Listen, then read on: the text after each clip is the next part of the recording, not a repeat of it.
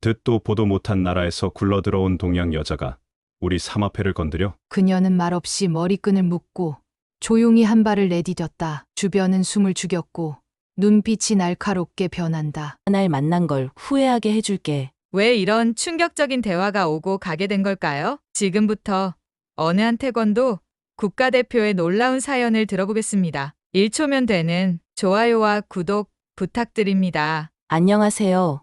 저는 로스앤젤레스에 거주하는 이지연이라고 합니다. 지금은 평범한 주부이지만 오래전 제 이야기를 들려드리고 싶네요. 돌아오는 차 안에서 엄마의 조심스러운 질문에 학교가 괜찮다고 대답했지만 사실은 괜찮지 않았습니다. 교실에서의 기억이 생생하게 떠올랐어요. 체육 시간마다 벤치에 홀로 앉아있던 저를 향한 시선들. 그런 날이면 교실 구석자리의 책상은 저에게 유일한 안식처였죠. 담임 선생님이 교내 체육대회 소식을 전하자 교실은 환호성으로 가득 찼지만 저는 고개를 푹 숙였습니다. 또 벤치에 앉아 다른 친구들이 뛰어노는 모습을 지켜봐야 한다는 생각에 가슴이 아팠어요. 그날 쉬는 시간 몇몇 아이들이 제 책상 주변에 모여들었고 갑자기 병야가라는 노래가 시작됐죠. 교실 안이 순식간에 조용해졌고 모든 시선이 저를 향했습니다. 눈물이 차올랐지만 울지 않으려고 이를 꽉 깨물었어요. 누군가 제 머리카락을 잡아당기며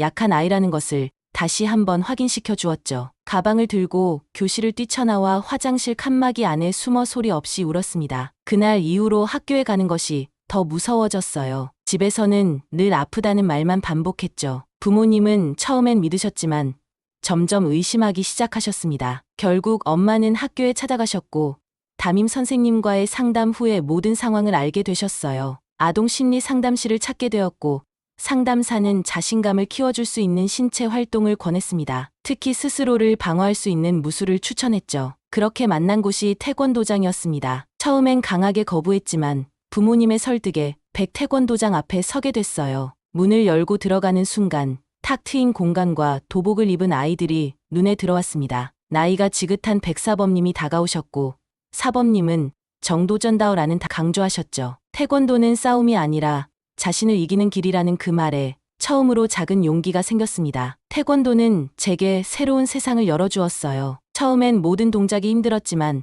백사범님은 한 번도 저를 재촉하지 않으셨습니다. 시간이 흐르며 몸이 달라졌고 마음도 강해졌죠. 한 달 후 첫 발차기를 완벽하게 해냈을 때 도장의 박수 소리는 제게 처음으로 성취감을 느끼게 해주었습니다. 학교에서도 변화가 시작됐어요. 어깨가 펴졌고 체육 시간에도 참여하기 시작했습니다. 놀라운 속도로 실력이 향상되어 1년 만에 지역 대회에 나가게 됐고 3년 후에는 전국 대회에서 두각을 나타냈죠. 10대 중반에는 이미 국가대표 선발전까지 오르게 됐습니다. 하지만 그때 제 인생을 뒤흔든 사건이 일어났어요. 결승전 상대는 유명 재벌가의 딸 하율이었습니다. 경기 내내 제가 우세했지만 결과는 충격적이었죠. 심판들의 편파 판정으로 제가 패배했습니다. 나중에 알게 된 사실이지만 그것은 철저한 승부 조작이었어요. 재벌가의 압력에 심판들이 매수되었던 것입니다. 그날의 배신감과 분노는 말로 표현할 수 없었습니다. 모든 것을 걸었던 태권도가 더 이상 공정하고 순수한 것으로 느껴지지 않았어요. 결국 은퇴를 선언하고 모든 것을 뒤로한 채 미국행 비행기에 몸을 실었습니다. 21살, 꿈과 희망을 모두 잃은 채 낯선 땅에 발을 디뎠죠. 로스앤젤레스의 하늘은 서울과 달랐습니다. 더 넓고 더 높고 어쩌면 더 차갑게 느껴졌어요. 영어가 서툴렀지만 새 삶을 시작하겠다는 결심만은 확고했습니다. 태권도는 완전히 잊기로 마음먹었죠. 어차피 더 이상 믿을 수 없는 세계였으니까요. 몇몇 태권도 도장을 돌아보았지만 상업적이고 이기적인 모습에 실망했습니다. 결국 평범한 삶을 선택했어요. 식당에서 서빙하며 영어를 배웠고 그곳에서 데이비드를 만났습니다. 그는 중소출판사 편집자로 한국 문화에 관심이 많았죠. 제 과거를 묻지 않고 있는 그대로의 저를 봐주는 그에게 마음이 끌렸습니다. 결혼 후 아들 리암을 낳고 태권도와 완전히 단절된 삶을 살기 시작했어요. 시간은 흘러 10년이 지났습니다. 30여 대 중반이 된 저는 이제 추억 속의 태권도 선수였던 과거를 묻어두었죠. 그저 평범한 주부로 리암의 엄마로 살아가는 것에 만족했습니다. 한인타운에서 종종 이웃들과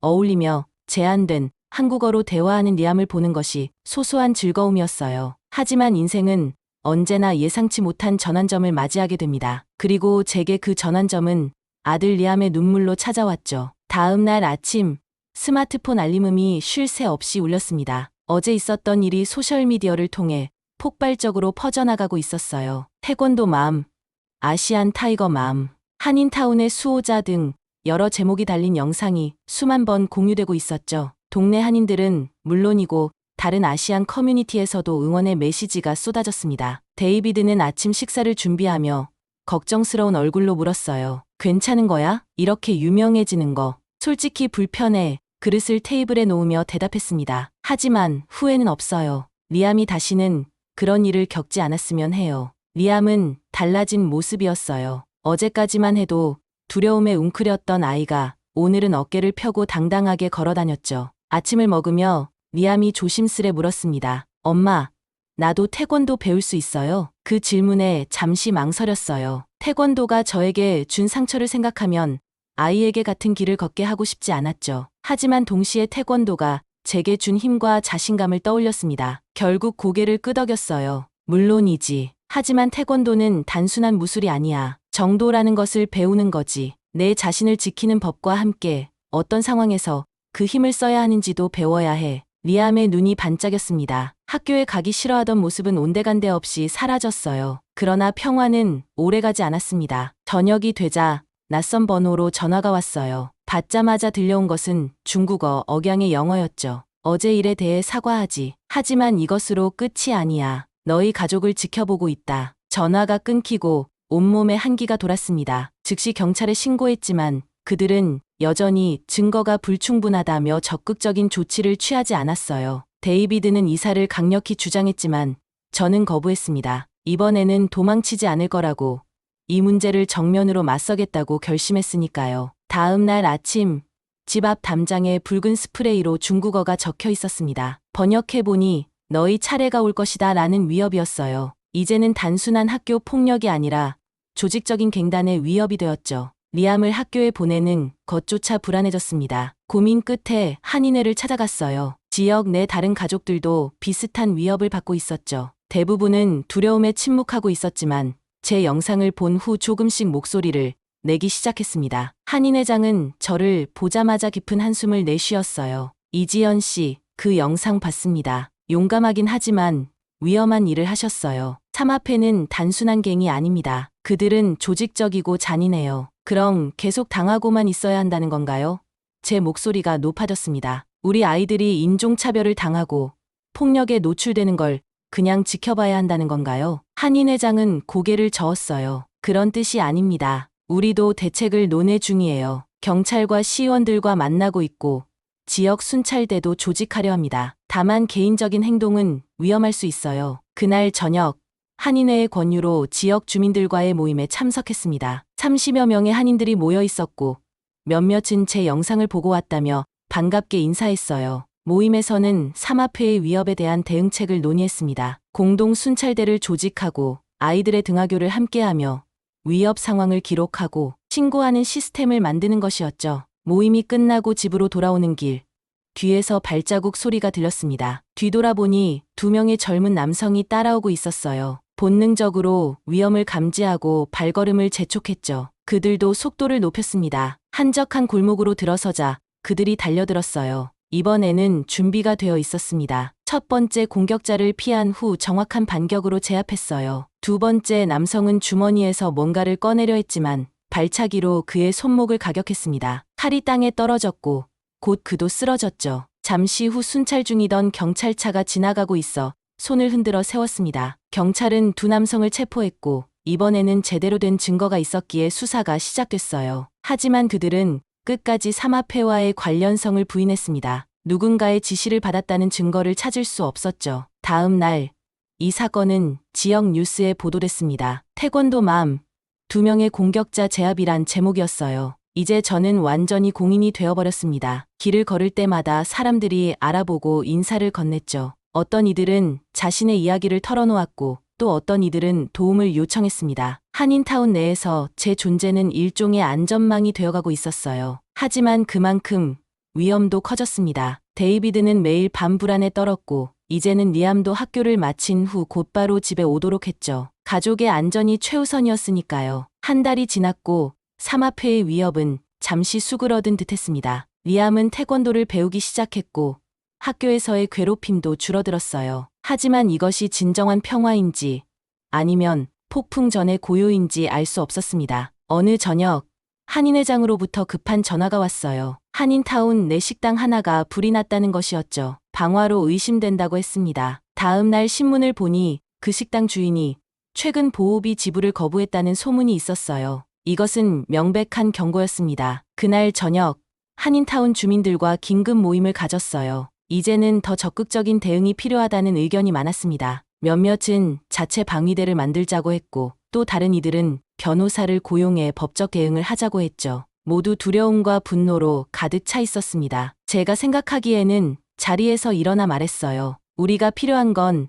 단순한 대응이 아니라 근본적인 변화입니다. 삼합회가 이 지역을 장악할 수 있었던 이유는 우리가 분열되어 있었기 때문이에요. 서로를 돕지 않고 각자의 문제를 각자 해결하려 했죠. 이제는 함께 뭉쳐야 합니다. 제 말에 여기저기서 고개를 끄덕이는 모습이 보였어요. 그날 밤 우리는 한인타운 연합이라는 커뮤니티 그룹을 만들기로 결정했습니다. 함께 순찰을 돌고 정보를 공유하며 서로의 가게와 가정을 지키기로 했죠. 그리고 제가 그 모임의 대표가 되었습니다. 이 소식은 삼합회에게도 전해졌을 겁니다. 그들은 분명 우리의 단합을 위협으로 느꼈을 테니까요. 그리고 그 예상은 맞았습니다. 다음 날 아침 마트에서 장을 보던 중 낯선 남성이 다가와 쪽지를 건넸어요. 거기에는 주소 하나와 시간이 적혀 있었습니다. 그리고 마지막 줄에는 혼자 와라라는 메시지가 있었죠. 이것은 명백한 함정이었습니다. 하지만 동시에 삼합회의 두목을 만날 기회이기도 했죠. 고민 끝에 데이비드에게 상황을 설명했어요. 그는 격렬하게 반대했습니다. 미쳤어?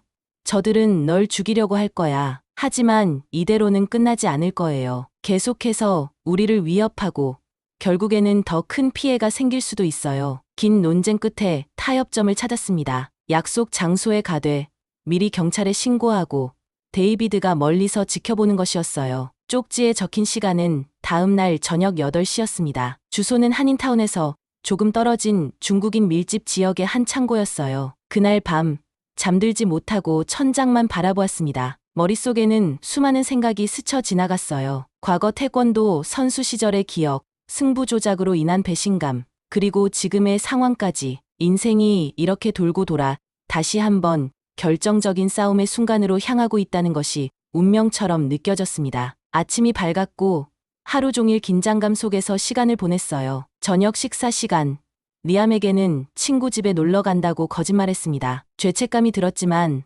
아이를 위험에 노출시키고 싶지 않았으니까요. 8시가 되기 10분 전 지정된 주소에 도착했습니다. 낡은 창고 건물은 어둠 속에 묻혀 있었고 주변은 이상할 정도로 조용했어요. 데이비드는 약 100m 떨어진 곳에 차를 세우고 기다리기로 했죠. 휴대폰은 통화 연결 상태로 주머니에 넣었습니다. 깊은 숨을 들이마시고 창고 문을 열었어요. 안은 어두웠지만 멀리서 희미한 불빛이 보였습니다. 조심스럽게 걸어가자 테이블 하나와 의자 2개가 놓인 공간이 나타났어요. 그리고 의자 하나에는 중년의 남성이 앉아 있었습니다. 천하오, 삼합회의 보스였습니다. 천하오는 나이보다 젊어 보이는 외모였습니다. 말끔하게 다듬어진 헤어스타일과 고급스러운 정장 차림이었죠. 그는 천천히 일어나 나를 향해 고개를 살짝 숙였어요. 이지연 씨, 마침내 만나게 되어 반갑습니다. 그의 영어는 억양이 있었지만 유창했습니다. 테이블 위에는 차 2잔이 놓여 있었어요. 그는 앉으라는 손짓을 했고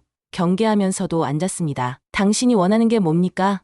단도직입적으로 물었어요. 천하오는 미소를 지었습니다. 직설적이시군요. 좋습니다. 저도 시간 낭비하는 걸 좋아하지 않으니까요. 이지연 씨, 당신은 요즘 우리 사업에 상당한 방해가 되고 있습니다. 사업이요? 무고한 사람들을 협박하고 돈을 갈취하는 게 사업입니까? 그는 차를 한 모금 마시며 여유로운 태도를 보였어요. 세상엔 강한 자와 약한 자가 있습니다. 우리는 단지 그 법칙에 따라 살아갈 뿐이죠. 이민자들은 보호가 필요하고 우리는 그 서비스를 제공합니다. 공정한 거래지요. 분노가 치밀어 올랐지만 감정을 억제했습니다. 그런 철학으로 어린 아이들까지 괴롭히나요? 제 아들은 겨우 10살입니다. 천하오의 표정이 잠시 굳었다가 다시 부드러워졌어요. 불행한 사고였습니다. 젊은 친구들이 가끔 과도하게 행동할 때가 있지요. 사과드립니다. 그의 말의 진정성은 전혀 느껴지지 않았습니다. 이것은 단순한 대화가 아니라 힘겨루기였어요. 그는 계속해서 말을 이어갔습니다. 제안이 있습니다. 당신의 한인타운 연합을 해체하고 더 이상 우리 일에 간섭하지 마세요. 그러면 당신과 가족의 안전을 보장하겠습니다. 심지어 매달 적지 않은 금액을 드릴 수도 있고요. 그의 제안에 차가운 웃음이 나왔어요. 저를 매수하려는 겁니까? 사업적 제안이라고 생각하세요. 당신은 태권도 선수 출신이죠. 국가대표까지 올랐다가 어떤 불행한 사건으로 미국에 오게 되었다고 들었습니다. 그의 말에 등줄기로 한기가 내려갔습니다. 그는 제 과거까지 조사한 것이었어요. 천하오는 미소를 지으며 말을 이었습니다. 우리는 당신이 생각하는 것보다 많은 것을 알고 있습니다. 아들 리암, 남편 데이비드, 그리고 당신의 과거까지. 승부 조작 때문에 태권도를 그만두었다면서요? 정의라는 것이 얼마나 허망한지 이미 경험하지 않았습니까? 심장이 빠르게 뛰기 시작했습니다. 과거의 상처를 파헤치는 그의 말이 화살처럼 가슴을 찔렀어요. 하지만 동시에 분노도 커졌습니다. 그가 내 약점을 공격하고 있다는 것을 알았으니까요. 그래서요? 제 과거가 지금과 무슨 상관입니까? 저는 이제 이 커뮤니티의 일원이고 우리 아이들이 안전하게 자랄 수 있는 환경을 만들 의무가 있습니다. 천하오는 고개를 저었어요. 태권도 같은 전통 무술은 시대에 뒤떨어진 것입니다. 실전에서는 쓸모없죠. 당신이 몇 명의 어린 폭력배를 제압했다고 해서 우리 조직을 상대할 수 있다고 생각하면 큰 오산입니다. 그의 말이 끝나자마자 창고, 그림자 속에서 여러 명의 남성들이 나타났습니다. 5, 아니 6명이었어요. 모두 단단한 체격의 남성들이었고 일부는 무기를 들고 있었습니다. 명백한 위협이었죠. 마지막 기회입니다. 우리와 함께 하거나 아니면 천하오의 말이 끝나기도 전에 창고 문이 요란하게 열렸어요. 경찰 사이렌 소리와 함께 10여 명의 경찰관들이 들이닥쳤습니다. 모두 제자리에 서시오. 경찰이다. 천하오의 얼굴이 순간 굳었다가 이내 차분해졌습니다. 그의 부하들은 무기를 숨기고 경찰에 협조하는 척했어요. 내 휴대폰이 통화 연결 상태였다는 것을 그가 몰랐던 걸까요? 데이비드가 모든 대화를 듣고 경찰에 신고한 것이었습니다. 경찰은 모두를 조사했지만 놀랍게도 천하오와 그의 부하들은 얼마 지나지 않아 풀려났어요. 증거가 불충분했고 녹음된 대화만으로는 특정 범죄를 입증하기 어렵다는 이유였습니다. 집으로 돌아오는 길, 데이비드는 걱정스러운 얼굴로 계속해서 말했어요. 너무 위험했어. 이제 저들은 더 노골적으로 나올 거야. 이사를 심각하게 고려해봐야 해. 하지만 저는 확신했습니다. 도망치면 끝이 없어요. 그들은 우리가 떠나면 다른 사람들을 괴롭힐 거예요. 이건 나만의 문제가 아니라 커뮤니티 전체의 문제예요. 그날 밤, 리암은 제 방에 찾아왔습니다. 그의 얼굴에는 걱정이 가득했어요. 엄마, 정말 괜찮아요? 아이를 꼭 안아주었습니다. 물론이지. 엄마는 괜찮아. 너만 안전하면 돼. 리암은 잠시 침묵하다가 물었어요. 엄마가 진짜 태권도 선수였어요. 그 질문에 미소를 지었습니다. 그랬어. 꽤 오래전 일이지만 그럼 왜 그만뒀어요? 깊은 숨을 들이마셨어요. 아이에게 어떻게 설명해야 할지 고민했죠. 때로는 세상이 공정하지 않을 때가 있어. 엄마는 그때 도망쳤었지. 하지만 이제는 더 이상 도망치고 싶지 않아. 리암은 자랑스러운 눈빛으로 저를 바라봤습니다. 엄마가 자랑스러워요. 저도 엄마처럼 용감해지고 싶어요. 그 말에 가슴이 찡했습니다. 아이에게 좋은 본보기가 되고 싶었지만 동시에 그를 위험에 노출시키고 싶지 않았어요. 복잡한 감정이 교차했죠. 다음 날 아침, 놀라운 소식이 들려왔습니다. 지역 신문과 방송에서 삼합회의 활동을 대대적으로 보도하기 시작한 것이었어요. 제 이야기도 포함되어 있었습니다. 용감한 한인 어머니, 갱단에 맞서다라는 제목이었죠. 기자들이 집 앞에 몰려왔고 인터뷰 요청이 쏟아졌습니다. 처음에는 거부했지만 이것이 삼합회에 대한 공개적인 압박이 될 수 있다는 생각이 들었어요. 결국 몇몇 인터뷰에 응했습니다. 한인타운의 상황, 아이들이 겪는 공포, 그리고 커뮤니티가 함께 대응하는 방법에 대해 이야기했죠. 이 보도는 지역을 넘어 전국적인 관심을 끌기 시작했습니다. 인종차별과 이민자, 커뮤니티의 안전이라는 주제가 맞물려 사회적 이슈가 되었어요. LA 시장은 특별 태스크포스를 구성하겠다고 발표했고, 경찰은 한인타운 순찰을 강화했습니다. 그러나 삼합회의 보복도 시작됐어요. 한인타운 내 여러 상점들이 파손되고 위험 메시지가 도처에 나타났습니다. 하지만 이번에는 커뮤니티가 단결했어요. 피해를 입은 상점들을 함께 수리하고 돌아가며 가게를 지켰죠. 더 이상 혼자가 아니었습니다. 천하오와 마주친 지 일주일 후 리암의 학교에서 전화가 왔어요. 아이가 갑자기 사라졌다는 것이었습니다. 심장이 내려앉는 기분이었어요. 즉시 학교로 달려갔지만 리암은 어디에도 없었습니다. 교실에서 화장실에 간다고 나간 후 돌아오지 않았다고 했어요. 경찰에 신고했고 주변을 샅샅이 뒤졌습니다. 한인회 회원들도 모두 나서서 도와주었어요. 하지만 리암의 흔적은 찾을 수 없었죠. 오후가 되자 휴대폰으로 문자 메시지가 왔습니다. 발신자 번호는 없었고 단 한 줄의 메시지만 있었어요. 아들을 보고 싶다면 혼자서 오후 6시에 창고로 다시 오라. 그 메시지를 본 순간 온몸에 피가 얼어붙는 느낌이었습니다. 데이비드는 격분했고 즉시 경찰에 메시지를 보여주었어요. 경찰은 인질협상팀을 꾸렸지만 시간이 너무 촉박했습니다. 기다리다간 리암이 위험해질 수 있었어요. 내 마음은 이미 결정되어 있었습니다. 리암을 구하기 위해서라면 무슨 일이든 할 것이었어요. 데이비드와 경찰을 설득해 한 가지 계획을 세웠습니다. 저는 혼자 창고로 들어가고 경찰은 주변을 포위한 채 기다리는 것이었죠. 하지만 데이비드는 끝까지 반대했습니다. 너무 위험해. 내가 들어가면 둘 다 인질이 될 뿐이야. 다른 방법이 없어요. 리암이 우선이에요. 제 아이예요. 흐르는 눈물을 참을 수 없었습니다. 결국 데이비드도 동의했어요. 오후 5시 45분 창고 앞에 도착했습니다. 몸에는 경찰이 제공한 소형 녹음기와 위치 추적기를 숨겼어요. 심호흡을 한 뒤 창고 문을 열고 들어갔습니다. 안은 전과 비슷했지만 이번에는 더 많은 사람들이 있었어요. 천하오는 테이블 앞에 앉아 있었고 그 옆에는 리암이 의자에 묶인 채 앉아 있었습니다. 아이의 얼굴에는 공포가 가득했지만 다행히 다친 곳은 보이지 않았어요. 엄마, 리암이 울부짖었습니다. 괜찮아, 리암. 엄마가 여기 있어. 아무 일도 없을 거야. 최대한 침착하게 말했지만 심장은 미친 듯이 뛰고 있었습니다. 천하오가 일어섰어요. 약속 시간보다 일찍 오셨군요.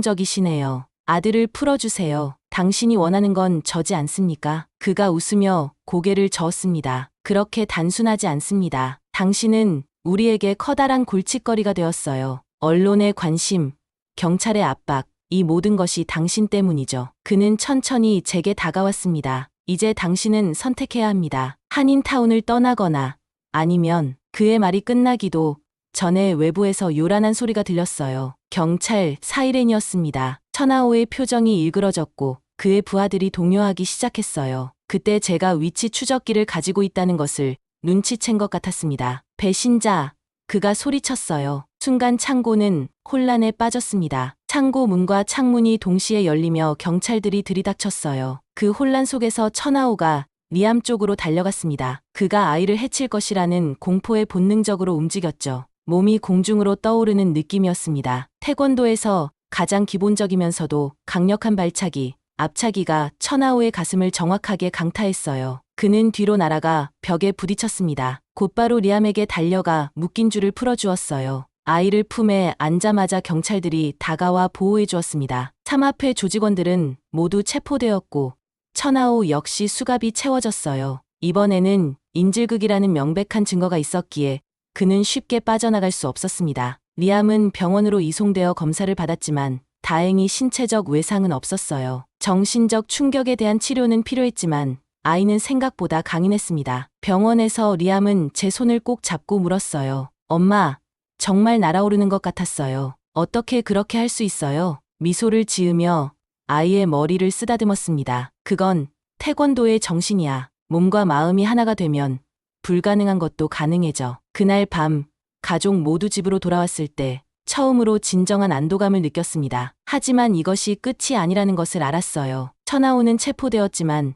삼합회는 여전히 존재했고 우리 커뮤니티의 안전은 아직 완전히 보장되지 않았습니다. 더 큰 싸움이 기다리고 있었죠. 다음 날 아침 창밖으로 보이는 LA의 하늘은 유난히 맑았습니다. 마치 폭풍이 지나가고 새로운 날이 밝았다는 듯이요. 하지만 이것은 또 다른 폭풍 전의 고요함일 수도 있었습니다. 그리고 그 예감은 곧 현실이 되었어요. 천하오의 체포 소식은 뉴스의 헤드라인을 장식했습니다. LA 한인타운 갱단 두목 체포, 영웅적인 어머니, 아들을 구하다 등의 제목이 연일 보도됐어요. 저는 원치 않는 유명인이 되었고 집 앞에는 연일 기자들이 몰려들었습니다. 인터뷰 요청도 쏟아졌죠. 처음에는 모든 제안을 거절했어요. 가족의 평화와 안전이 최우선이었으니까요. 리암은 여전히 악몽에 시달렸고 데이비드는 우리가 다른 도시로 이사할 것을 진지하게 고려하고 있었습니다. 하지만 저는 다른 생각이 들었어요. 이제 도망치기보다는 정면으로 맞서야 할 때였습니다. 체포 3일 후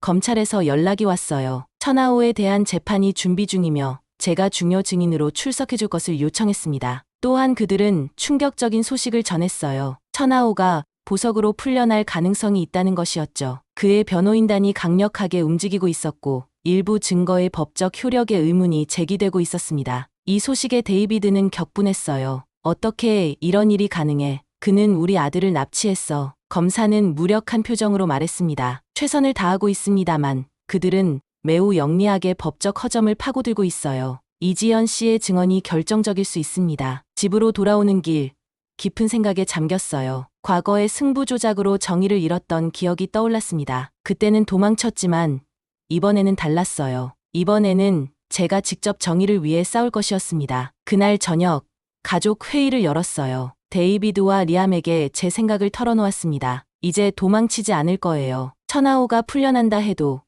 그가 더 이상 우리 커뮤니티를 위협하지 못하도록 해야 해요. 그리고 이건 저 혼자만의 싸움이 아니에요. 데이비드는 걱정스러운 눈빛이었지만 이번에는 반대하지 않았어요. 그는 제 결심을 이해한다는 듯 고개를 끄덕였고 리암은 믿기 어려울 정도로 용감한 모습을 보였습니다. 엄마, 저도 도울게요. 제가 할 수 있는 일이 있다면 뭐든지요. 그 말에 가슴이 뭉클했어요. 아이가 이렇게 빨리 성장하는 모습이 자랑스러우면서도 안타까웠습니다. 그날 밤, 리암이 잠든 후 오랜만에 도복을 꺼내 입고 거실에서 기본 동작들을 연습했어요. 몸은 여전히 기억하고 있었지만 더 체계적인 훈련이 필요하다고 느꼈습니다. 다음 날, 한인회를 통해 중요한 소식을 들었어요. 천하오의 체포 이후 삼합회 내부에서 권력 다툼이 벌어지고 있다는 것이었습니다. 일부는 한인타운에서 철수하자는 의견이었고 또 다른 일부는 더 강경하게 나가자는 의견이었죠. 이 혼란은 우리에게 기회였습니다. 그날 오후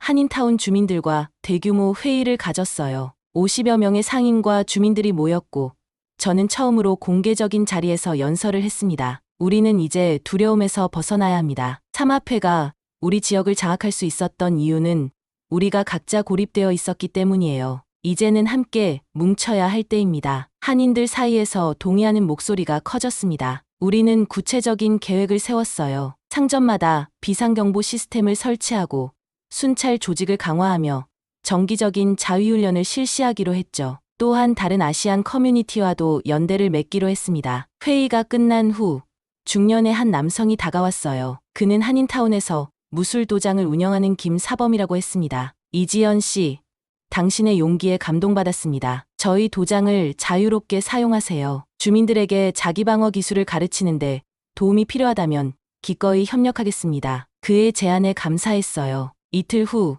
김사범의 도장에서 첫 자기방어 워크숍을 열었습니다. 30여 명의 주민들이 참가했고 기본적인 방어 기술과 위급 상황 대처법을 가르쳤어요. 수업 중에 김사범이 제게 물었습니다. 이지연 씨는 정말 뛰어난 실력을 갖고 계시네요. 국가대표 출신이라고 들었습니다만 왜 그만두셨나요? 잠시 망설이다가 솔직하게 답했어요. 승부 조작 때문이었어요. 재벌가의 압력으로 심판들이 매수되었고 저는 부당하게 졌죠. 그 후로 태권도의 환멸을 느꼈습니다. 김사범은 깊이 공감하는 눈빛으로 고개를 끄덕였어요. 태권도의 본질은 정도전 바른 길을 걷는 것이죠. 당신은 그 길을 잊지 않았습니다. 지금 하시는 일이 바로 진정한 태권도의 정신이에요. 그의 말이 가슴에 와닿았습니다. 아마도 제가 태권도를 떠난 것은 태권도의 본질을 잃었기 때문이 아니라 오히려 그것을 너무 강하게 믿었기 때문일지도 모른다는 생각이 들었어요. 그렇게 일주일이 지났고 예상대로 천하오는 보석으로 풀려났습니다. 그러나 그에게는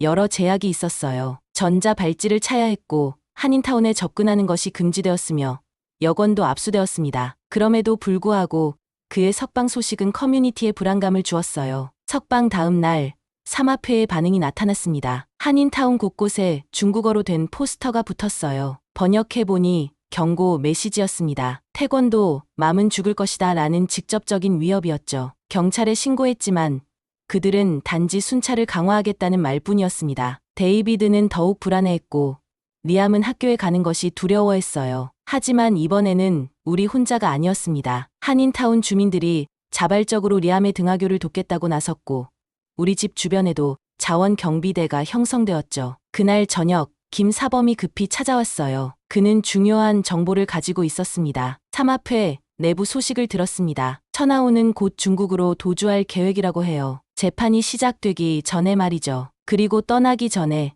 당신에 대한 보복을 계획하고 있다고 합니다. 그 말에 등골이 오싹했지만 동시에 예상했던 일이기도 했어요. 저와 데이비드는 즉시 경찰에 이 정보를 전달했지만 그들은 구체적인 증거 없이는 행동할 수 없다고 했습니다. 특히 천하우는 이미 법적 감시하에 있었으니까요. 집으로 돌아오는 길, 이상한 기분이 들었어요. 마치 누군가가 우리를 지켜보고 있는 것 같은 느낌이었죠. 뒤를 돌아보았지만 아무도 보이지 않았습니다. 그래도 본능적으로 위험을 감지했어요. 발걸음을 재촉해 집에 도착했고 문을 꼼꼼히 잠갔습니다. 그날 밤 잠들지 못하고 생각에 잠겼어요. 이대로 기다리는 것은 위험했습니다. 천하오가 먼저 행동하기 전에 우리가 무언가를 해야 했어요. 그러나 법의 테두리 안에서 할 수 있는 일은 제한적이었죠. 새벽녘 문득 한 가지 아이디어가 떠올랐습니다. 천하오를 직접 찾아가는 것은 어떨까? 그의 위치는 알 수 없었지만 한 가지 방법이 있었어요. 바로 미디어를 이용하는 것이었습니다. 아침이 되자마자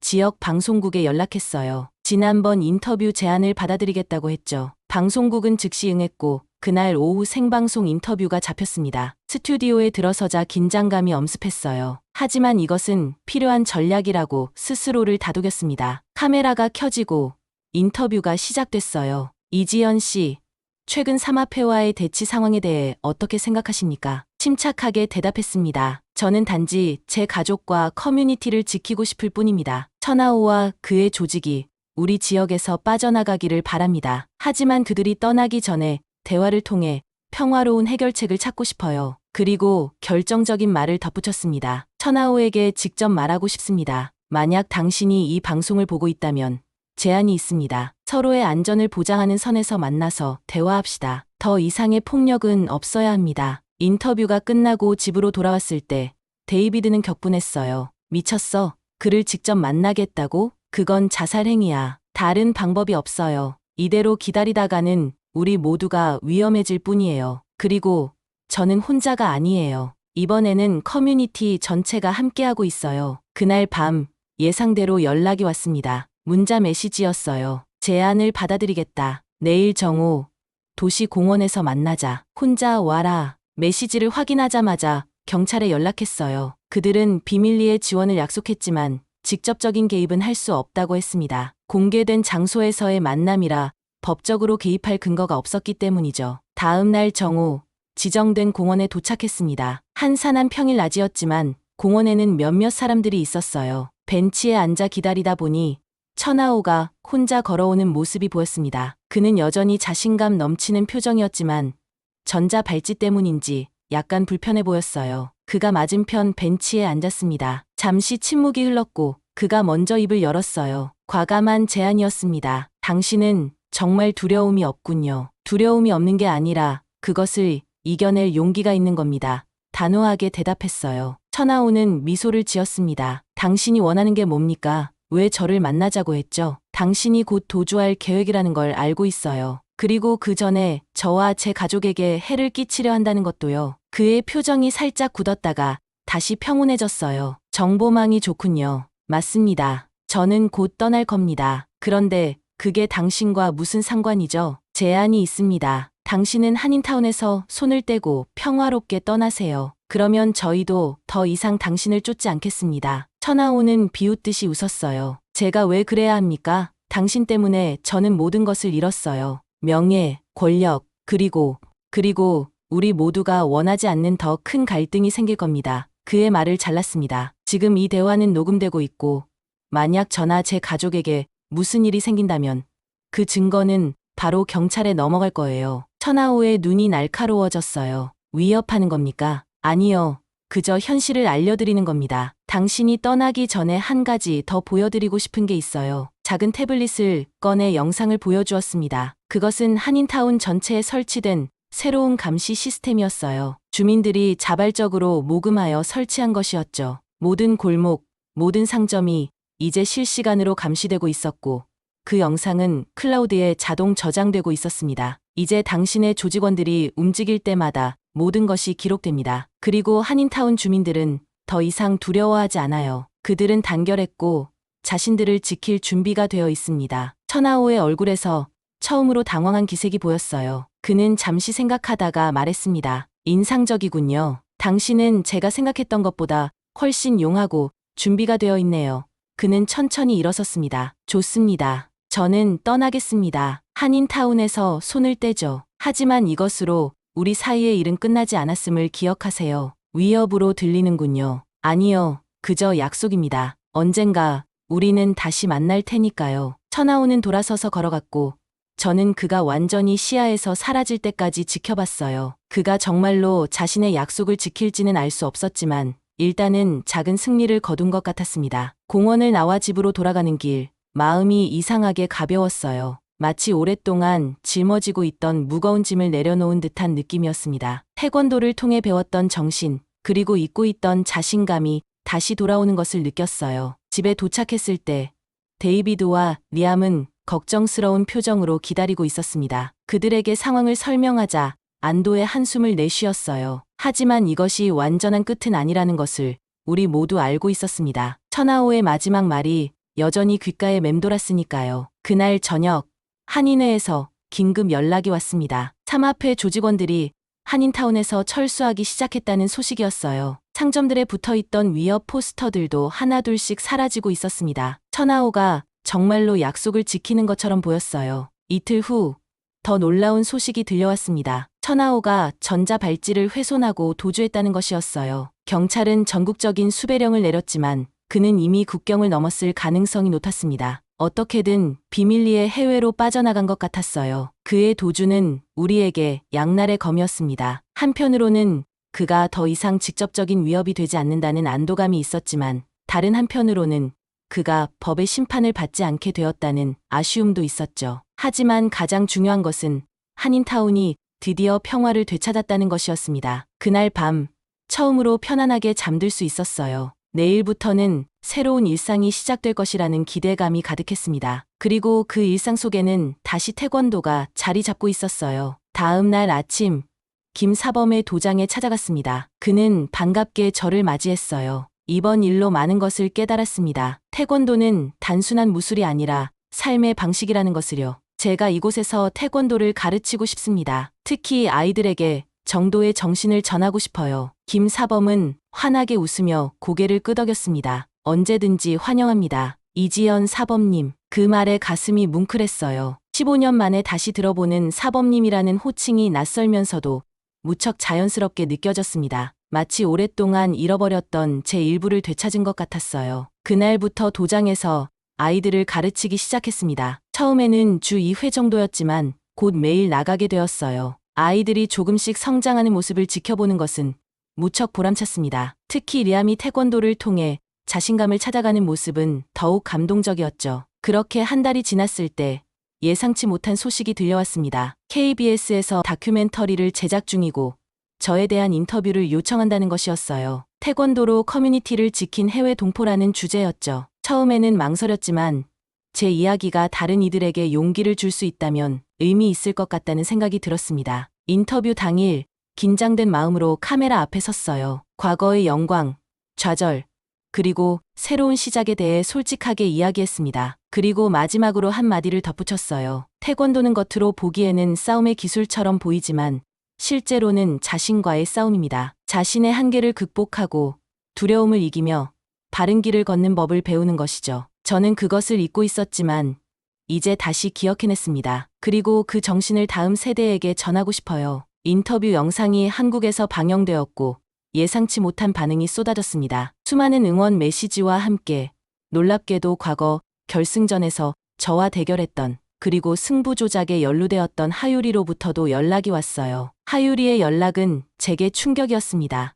15년 전 그녀로 인해 제 꿈이 산산조각 났었으니까요. 그녀는 이메일로 사과의 마음을 전했고 가능하다면 직접 만나 이야기하고 싶다고 했어요. 처음에는 거부하고 싶었지만 마음 한 구석에서는 과거를 제대로 마주하고 싶다는 생각이 들었습니다. 이메일을 몇 번이나 읽어보며 고민했어요. 하유리는 지금 한국에서 가족 기업의 이사로 일하고 있었고 다음 주에 LA를 방문할 예정이라고 했습니다. 그녀의 진심이 느껴졌지만 15년간 묻어두었던 상처를 다시 들춰내는 것이 두려웠어요. 고민 끝에 데이비드와 상의했고 그는 의외로 만남을 권했습니다. 오래된 상처를 치유할 기회일 수도 있어. 내가 정말로 과거를 뒤로하고 싶다면 그녀와의 대화가 필요할지도 몰라. 그렇게 하유리와의 만남이 성사되었습니다. 약속 당일 긴장된 마음으로 호텔 로비에서 그녀를 기다렸어요. 문득 우리가 마지막으로 마주했던 순간이 떠올랐습니다. 결승전 후 시상대에서 그녀는 금메달을 목에 걸고 환하게 웃고 있었고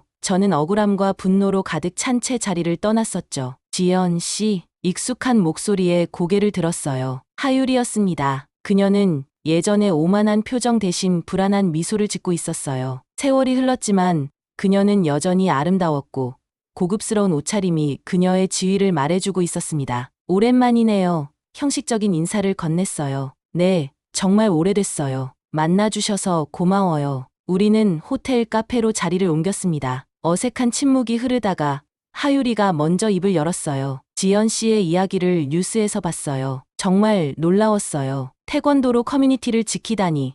역시 대단하시네요. 그냥 해야 할 일을 했을 뿐이에요. 그녀는 깊은 한숨을 내쉬었어요. 먼저 사과하고 싶어요. 15년 전 일에 대해서 당시에 저는 너무 이기적이었어요. 아버지의 압력도 있었지만 제가 동의했다는 사실은 변하지 않아요. 제가 당신의 꿈을 빼앗았어요. 그녀의 솔직한 고백에 잠시 말을 잃었습니다. 오랫동안 품어왔던 원망이 갑자기 쏟아져 나올 것 같았어요. 알고 있었어요? 그 일 이후로 저는 태권도를 완전히 포기했어요. 모든 것을 버리고 도망쳐왔다고요. 15년이란 시간 동안 저는 그 기억을 묻어두며 살았어요. 목소리가 떨리는 것을 느꼈습니다. 하유리의 눈에는 눈물이 고였어요. 매일 후회했어요. 승리의 기쁨은 순간이었지만 죄책감은 계속됐어요. 특히 최근 몇 년 동안은 더 심했죠. 당신이 어디 있는지, 어떻게 지내는지 찾아보려 했지만 쉽지 않았어요. 그녀는 가방에서 작은 상자를 꺼냈습니다. 이건 제가 당시에 받은 금메달이에요. 사실 이건 당신 것이었어요. 이제 돌려드리고 싶어요. 상자를 열자 반짝이는 금메달이 보였습니다. 그것을 보는 순간 과거의 기억들이 홍수처럼 밀려왔어요. 열정적으로 훈련했던 날들, 꿈꿔왔던 올림픽 무대, 그리고 모든 것이 무너졌던 그 순간까지 받을 수 없어요. 상자를 밀어냈습니다. 이미 오래전 일이에요. 지금의 저는 다른 삶을 살고 있고 그 메달은 더 이상 제게 의미가 없어요. 하유리는 상처받은 표정이었지만 이해한다는 듯 고개를 끄덕였어요. 그래도 알아주셨으면 해요. 제가 진심으로 후회하고 있다는 것을요. 그리고 지연 씨가 태권도를 다시 시작했다니 정말 기뻐요. 당신은 항상 진정한 챔피언이었어요. 대화는 자연스럽게 이어졌고 점차 긴장이 풀렸습니다. 하유리는 결혼해서 두 아이의 엄마가 되었고 가업을 잇기 위해 노력하고 있다고 했어요. 저 역시 제 삶에 대해 이야기했고 리암과 데이비드에 대한 이야기도 나누었습니다. 만남을 마치고 헤어질 때 하유리는 조심스럽게 물었어요. 용서해 주실 수 있을까요? 순간 망설였지만 마음 깊은 곳에서 답을 찾았습니다. 이미 했어요. 당신을 미워하는 것보다 앞으로 나아가는 것이 더 중요하다는 걸 깨달았으니까요. 하유리의 눈에서 안도의 눈물이 흘렀고 우리는 어색하게 포옹했어요. 15년 동안 가슴속에 담아두었던 응어리가 조금씩 풀어지는 느낌이었습니다. 호텔을 나와 집으로 돌아가는 길, 마음이 이상하게 가벼웠어요. 마치 오랫동안 짊어지고 있던 무거운 짐을 내려놓은 듯한 느낌이었습니다. 집에 도착했을 때 데이비드와 리암이 궁금한 표정으로 기다리고 있었어요. 만남에 대해 이야기하자 데이비드는 진심으로 기뻐했고 리암은 조금 혼란스러워했지만 이해하려고 노력했습니다. 엄마가 정말 챔피언이었어요? 리암이 호기심 어린 눈으로 물었어요. 미소를 지으며 대답했습니다. 그랬지. 하지만 지금도 엄마는 다른 의미에서 챔피언이 되려고 노력하고 있어. 그날 저녁 김사범에게서 전화가 왔습니다. 그의 목소리는 평소와 달리 흥분되어 있었어요. 이지연 사범님, 좋은 소식이 있습니다. LA시에서 우리 도장의 지역 청소년 프로그램을 제안했습니다. 위기 청소년들에게 태권도를 통한 인성 교육을 제공하는 거죠. 사범님이 주도적으로 맡아주셨으면 합니다. 그의 제안에 깊이 감동했고 즉시 수락했어요. 이것은 제가 바라던 것이었으니까요. 태권도를 통해 아이들에게 정도의 정신을 가르치는 것, 그들이 자신의 한계를 극복하고 바른 길을 걷도록 돕는 것. 프로그램은 빠르게 진행되었고 2주 후에 첫 수업이 시작됐습니다. 20여 명의 청소년들이 참가했고 그들 중 상당수는 문제를 안고 있는 아이들이었어요. 무단 결석, 폭력, 약물 문제 등 다양한 어려움을 겪고 있었죠. 처음에는 아이들의 반응이 냉담했습니다. 그들에게 태권도는 그저 또 하나의 강제된 활동일 뿐이었어요. 하지만 저는 포기하지 않았습니다. 태권도의 기본기보다 먼저 그들의 이야기를 들었고 제 경험을 나누었어요. 과거의 상처, 도망쳤던 시간들, 그리고 다시 일어선 과정까지 점차 아이들의 태도가 변하기 시작했습니다. 1명, 2명 마음을 열었고 열정을 보이기 시작했어요. 특히 마르코라는 16살 소녀는 놀라운 재능을 보였습니다. 그는 갱단에 가입할 위기에 처해 있었지만 태권도에서 새로운 목표를 찾았어요. 프로그램이 한 달 정도 진행되었을 때 뜻밖의 방문객이 찾아왔습니다. 백사범님이었어요. 그는 한국에서 저에 대한 다큐멘터리를 보고 직접 찾아왔다고 했습니다. 오랜 스승을 다시 만나는 순간 감격의 눈물이 흘렀어요. 잘하고 있구나.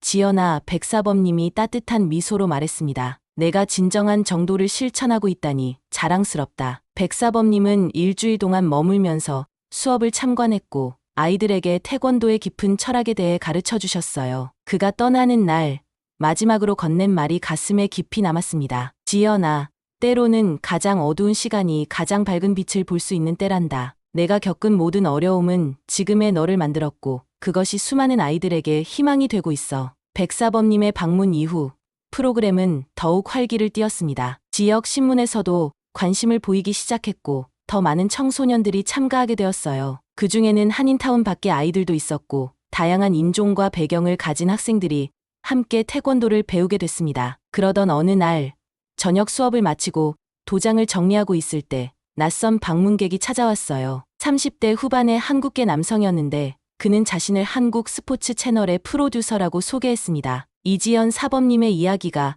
한국에서 큰 화제가 되고 있습니다. 특별 다큐멘터리를 제작하려고 하는데 촬영에 동의해 주시겠습니까? 처음에는 망설였지만 이것이 태권도의 가치를 더 많은 사람들에게 알릴 기회라고 생각했어요. 결국 촬영에 동의했고 다음 주부터 카메라 크루가 수업을 따라다니기 시작했습니다. 그들은 제 일상, 가족, 그리고 태권도 수업을 담았어요. 때로는 불편했지만 카메라는 곧 잊혀졌고 평소처럼 수업을 진행했습니다. 인터뷰에서는 솔직하게 제 이야기를 나눴어요. 승부 조작으로 인한 좌절감, 미국에서의 새로운 시작, 그리고 삼합회와의 대치 상황까지. 촬영 중에 재미있는 일도 있었습니다. 리암이 태권도를 배우는 장면을 촬영할 때 아이는 너무 긴장한 나머지 동작을 자꾸 틀렸어요. 하지만 곧 편안해졌고 카메라 앞에서도 자연스러운 모습을 보여주었죠. 데이비드는 카메라를 의식해 어색해했지만 제 활동을 진심으로 지지한다는 말을 잊지 않았습니다. 촬영이 마무리될 무렵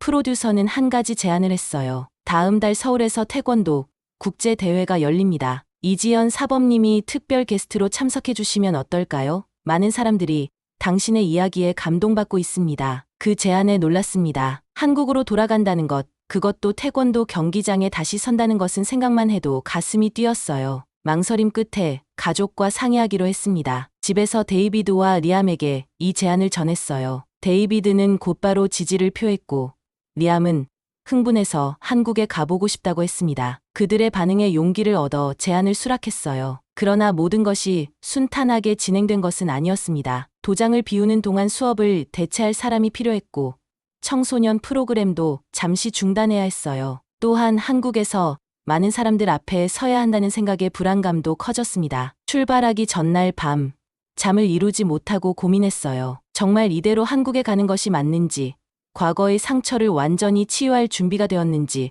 확신이 서지 않았습니다. 그때 데이비드가 조용히 제 옆에 앉았어요. 걱정되니? 그가 부드럽게 물었습니다. 네.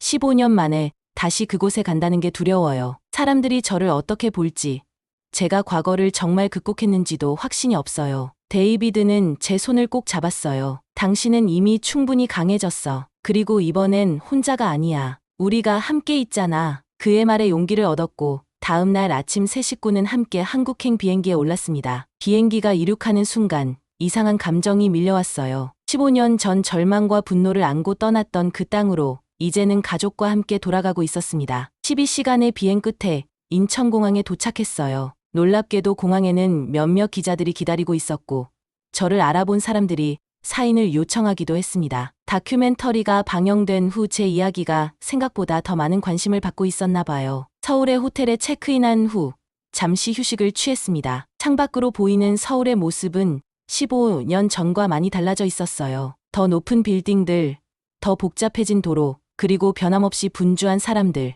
그러나 공기의 냄새, 소리, 그리고 느낌은 여전히 익숙했습니다. 다음 날 국제대회가 열리는 경기장으로 향했어요. 입구에 도착하자 긴장감이 엄습했습니다. 이곳은 제가 마지막으로 태권도 대회에 참가했던 그 경기장과는 달랐지만 비슷한 분위기가 느껴졌어요. 대회 주최 측은 저를 VIP석으로 안내했고 중간 휴식 시간에 특별 게스트로 소개해주겠다고 했습니다. 경기를 지켜보면서 과거의 기억들이 되살아났어요. 열정적으로 훈련했던 날들, 승리의 기쁨, 그리고 마지막 좌절까지. 휴식 시간이 되자 사회자가 저를 무대로 초대했습니다. 천천히 일어나 걸어나가는 동안 심장이 미친 듯이 뛰었어요.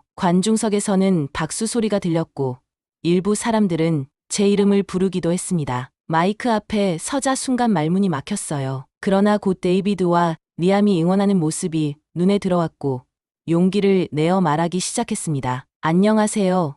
저는 이지연입니다. 15년 전 저는 이곳을 떠났습니다. 꿈이 무너지고 희망을 잃은 채로요. 하지만 오늘 저는 돌아왔습니다. 더 강하게, 더 현명하게, 그리고 태권도의 진정한 의미를 이해하면서요. 이어서 제 여정, 미국에서의 삶, 그리고 다시 태권도를 통해 커뮤니티를 도운 이야기를 나눴어요. 말을 마치자 관중석에서는 뜨거운 박수갈채가 쏟아졌습니다. 그 순간 과거의 상처가 완전히 치유되는 것을 느꼈어요. 무대에서 내려와 자리로 돌아가는 길에 한 젊은 여성이 다가왔습니다. 그녀는 자신을 10대 국가대표라고 소개하며 말했어요. 사범님 덕분에 용기를 얻었습니다. 저도 어려움이 있었지만 사범님의 이야기를 듣고 포기하지 않기로 했어요. 그녀의 말에 깊은 감동을 받았습니다. 제 이야기가 다른 이들에게 힘이 되고 있다는 사실이 가슴 뭉클했어요. 대회가 끝난 후 주최 측에서 작은 리셉션을 열었고 여러 태권도 관계자들을 만날 기회가 있었습니다. 놀랍게도 그곳에는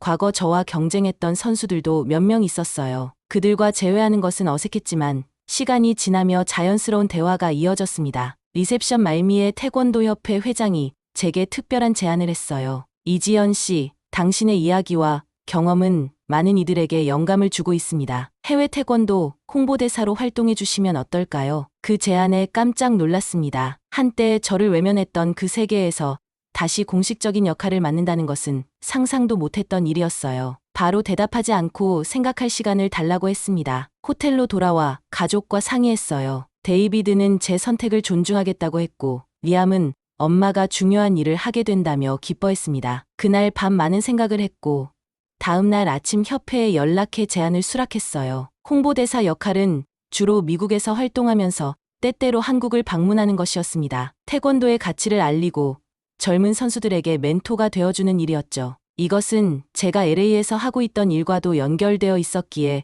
더욱 의미가 있었어요. 한국에서의 일정을 마치고 LA로 돌아오는 비행기 안에서 창밖의 구름을 바라보며 지난 몇 개월을 되돌아봤습니다. 천하오와의 대치, 리암의 납치, 하유리와의 재회, 그리고 한국에서의 명예 회복까지 모든 것이 꿈처럼 느껴졌어요. LA에 도착했을 때 김사범과 도장 아이들이 공항에 마중 나와 있었습니다. 그들의 환영에 감동했고 다시 일상으로 돌아갈 준비가 되었다고 느꼈어요. 그러나 집에 도착하자마자 충격적인 소식이 기다리고 있었습니다. 천하오가 중국에서 다시 체포되어 미국으로 송환될 예정이라는 것이었어요. 그는 중국에서도 불법 활동을 계속하다가 현지 경찰에 체포되었고 미국과의 범죄인 인도 협정에 따라 곧 LA로 돌아올 것이라고 했습니다. 이 소식은 저와 가족에게 다시 한번 위기감을 주었어요. 천하오가 돌아온다면 그의 복수심은 더욱 커졌을 것이 분명했으니까요. 하지만 이번에는 달랐습니다. 저는 더 이상 두려움에 떨지 않았고 도망치지도 않을 것이었어요. 다음 날 아침 경찰서를 찾아가 상황을 상담했습니다. 그들은 천하오가 도착하면 즉시 구속될 것이며 이전보다 더 강력한 증거들이 확보되어 있어 이번에는 쉽게 빠져나갈 수 없을 것이라고 확신했어요. 그럼에도 불구하고 불안감은 남아 있었습니다. 집으로 돌아오는 길, 뒤에서 누군가 따라오는 듯한 느낌에 뒤를 돌아봤지만 아무도 없었어요. 단지 피해망상일 뿐이라고 생각했지만 경계심을 늦추지 않기로 했습니다. 그날 저녁, 도장에서 수업을 마치고 돌아오는 길이었어요. 어둑해진 거리를 걷고 있을 때 갑자기 뒤에서 발소리가 들렸습니다. 뒤돌아보니 두 명의 남성이 빠르게 다가오고 있었어요. 그들의 얼굴은 보이지 않았지만 본능적으로 위험을 감지했습니다. 발걸음을 재촉했지만 그들도 속도를 높였어요. 한적한 골목으로 들어서자 그들이 달려들었습니다. 순간적으로 몸을 돌려 방어 자세를 취했어요. 첫 번째 공격자의 주먹을 피한 후 정확한 발차기로 그를 제압했고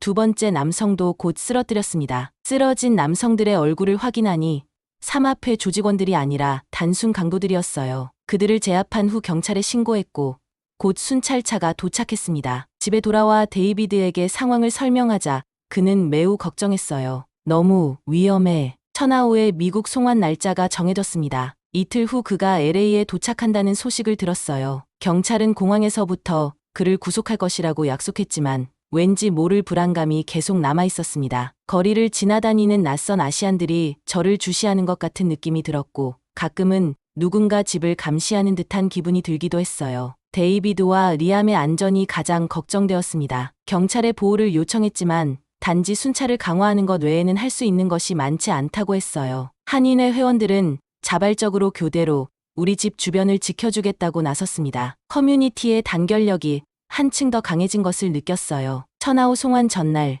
그의 변호사가 갑자기 저에게 연락을 해왔습니다. 천하오가 저와 단독으로 만나기 원한다는 것이었어요. 경찰 입회하에 그가 체포된 직후 면회를 요청한다고 했습니다. 처음에는 거절하려 했지만 이것이 모든 것을 끝낼 기회일 수도 있다는 생각이 들었어요. 데이비드는 강하게 반대했지만 제 마음은 이미 정해져 있었습니다. 경찰과 함께 그를 만나겠다고 답변했어요. 그날 밤 잠들지 못하고 내일 있을 대면을 상상했습니다. 천하오는 무슨 말을 하려는 걸까? 협박일까? 아니면 화해의 제스처일까? 다음 날 아침 공항으로 향했습니다. 경찰들이 이미 대기하고 있었고 천하오가 탄 비행기는 예정보다 30분 늦게 도착했어요. 그가 수갑을 찬 채 경찰에 둘러싸여 나오는 모습이 보였습니다. 천하오는 여전히 당당한 표정이었지만 이전보다는 지쳐 보였어요. 그는 저를 발견하자 잠시 놀란 듯 했다가 곧 침착한 표정으로 돌아왔습니다. 경찰은 그를 공항 내 작은 회의실로 안내했고 저도 따라갔어요. 룸 안에는 경찰 2명이 함께 있었고 테이블을 사이에 두고 천하오와 마주 앉았습니다. 이지연 씨, 초대에 응해주셔서 감사합니다. 천하오가 공손하게 말했어요. 초대한 건 당신이죠. 무슨 말을 하고 싶으신가요? 긴장을 감추며 물었습니다. 천하오는 잠시 침묵하다가 입을 열었어요. 저는 이미 졌습니다. 그것을 인정합니다. 당신은 생각보다 훨씬 강했어요. 태권도라는 것이 제가 생각했던 것보다 강력한 무기였군요. 그의 고백에 놀랐지만 표정을 숨겼습니다. 이런 말을 하려고 저를 만나자고 한 건가요? 아닙니다. 경고를 하려고요. 그의 목소리가 낮아졌어요. 제가 체포되었다고 해서 위험이 사라진 것은 아닙니다. 삼합회는 계속 존재하고 그들 중 일부는 저보다 더 위험합니다. 특히 제 동생 철링이 LA 지부를 이어받았고 그는 저보다 훨씬 잔인합니다. 심장이 빠르게 뛰기 시작했어요. 왜 저에게 이런 정보를 주는 거죠? 천하오는 슬쩍 미소를 지었습니다. 이상하게 들릴 수도 있지만 저는 당신을 존중합니다. 당신은 아들을 위해 목숨을 걸었고 커뮤니티를 지켰죠. 그것은 제가 이해할 수 있는 가치입니다. 가족과 명예, 우리는 그 점에서 비슷한지도 모르겠군요. 그의 말에 혼란스러웠지만 계속 들었습니다. 천하오는 동생이 내일 저녁 한인타운에서 대규모 세력 과시를 계획하고 있다고 했어요. 그들은 가게들을 공격하고 위협하며 천하오가 없어도 삼합회가 여전히 강력하다는 것을 보여주려 한다고 했습니다. 그리고 그 계획의 중심에는 저와 제 가족에 대한 공격이 있었어요. 경찰은 즉시 이 정보를 받아들이고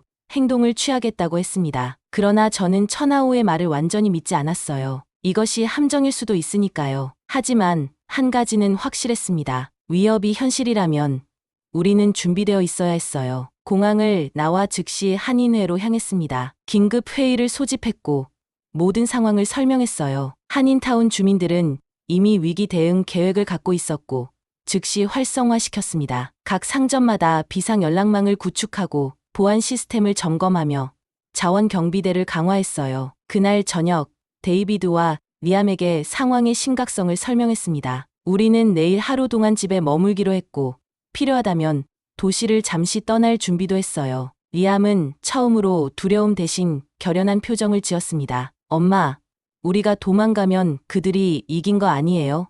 우리는 맞서 싸워야 해요. 아이의 말에 놀랐지만 동시에 자랑스러웠어요. 리암이 이렇게 성장한 모습을 보니 가슴이 뭉클했습니다. 하지만 그의 안전이 최우선이었죠. 리암, 용기 있는 말이야. 하지만 맞서 싸우는 방법은 여러 가지가 있어. 때로는 현명하게 물러서는 것도 필요해. 그날 밤, 집 주변에는 한인회 자원봉사자들이 교대로 경비를 섰고 경찰 순찰차도 자주 지나갔습니다. 잠을 이루지 못하고 창밖을 내다보며 생각에 잠겼어요. 이대로 물러서야 하는 걸까? 아니면 정면으로 맞서야 하는 걸까? 새벽녘, 문득 한 가지 아이디어가 떠올랐습니다. 도망치는 대신 우리가 주도권을 쥐는 것은 어떨까? 천하오의 동생이 한인타운을 공격하려 한다면 우리는 먼저 행동해야 했어요. 아직 구체적인 계획은 없었지만 이번에는 수동적으로 대응하지 않을 것이라고 결심했습니다. 아침이 밝자마자 김사범에게 연락했어요. 그는 즉시 도장으로 와달라고 했습니다. 도착하니 도장 뒤편에는 큰 상자가 놓여 있었어요. 김사범이 상자를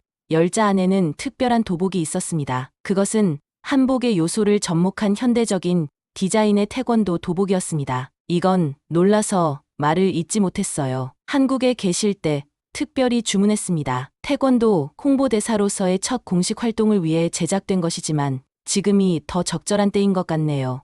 김사범이 미소를 지으며 말했어요. 도복을 손에 들고 깊은 감동을 느꼈습니다. 검은색 바탕에 한복의 고유한 선이 더해진 디자인은 아름다웠고 천 위에 수놓인 태극 문양은 한국의 정신을 상징하고 있었죠. 그것은 단순한 옷이 아니라 제 정체성의 상징이었습니다. 도장을 나와 한인회로 향했어요. 그곳에서 마지막 계획을 논의했습니다. 경찰은 삼합회의 움직임을 예의주시하고 있었고 한인타운 전체는 경계 태세에 들어갔어요. 오후가 되자 이상한 분위기가 감지되기 시작했습니다. 평소보다 한적한 거리, 그리고 가끔씩 보이는 낯선 얼굴들. 저녁 6시쯤 김사범의 도장에 모였습니다. 저와 함께 훈련한 30여 명의 청소년들과 성인들이 대기하고 있었어요. 모두 도복을 입고 긴장된 표정이었지만 결연한 의지가 느껴졌습니다. 저는 특별 도복으로 갈아입고 그들 앞에 섰어요. 오늘 우리는 두려움 없이 맞설 것입니다. 하지만 기억하세요. 우리의 목적은 싸움이 아니라 평화입니다. 태권도의 정도를 지키며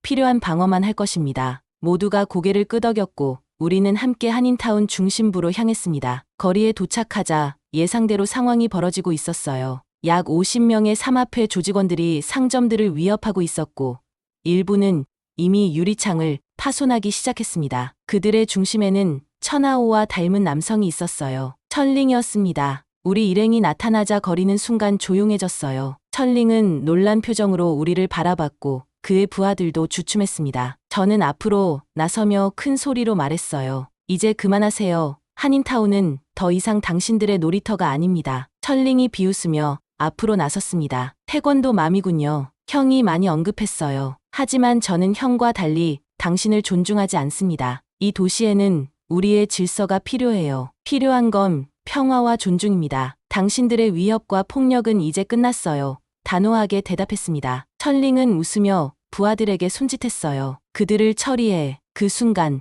거리는 혼란에 빠졌습니다. 삼합회 조직원들이 우르를 향해 달려들었고 우리 일행은 방어 자세를 취했어요. 저는 정면으로 천링을 바라봤고 그도 저를 노려봤습니다. 그는 주머니에서 작은 칼을 꺼내 들었어요. 이제 당신의 영웅 행각도 끝이군요.